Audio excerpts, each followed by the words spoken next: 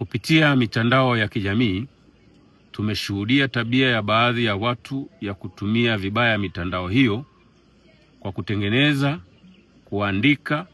na kusambaza maandishi na picha mjongeo za kuhamasisha watu kufanya vitendo vya kihalifu ambavyo ni kinyume na maadili, utamaduni wa Mtanzania na kinyume na sheria za nchi. Vitendo hivyo vya kihalifu vinavyosukumwa na dhamira ovu, pamoja na kwamba ni kinyume cha sheria za nchi, vimekuwa vikisababisha hofu na taharuki kwa wananchi wema walio wengi kuliko wao bila sababu zozote za msingi. Tabia hizo na vitendo hivyo vinatakiwa kukemewa na kupigwa vita na mtu yeyote yule anayetambua umuhimu na thamani ya amani kwa maisha yake na familia yake. Jeshi la Polisi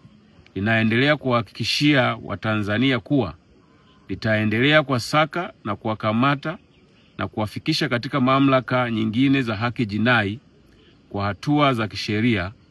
kama ambavyo limefanya kwa waliokwisha kukamatwa. Ambao bado wanaendelea na uhalifu huo na hawajafikiwa na mkono wa sheria, wasijidanganye, bali watambue kinachosubiriwa ni muda na ukamilishaji wa taratibu za kuwafikia wakati wowote kulingana na ushahidi kwa mujibu wa sheria,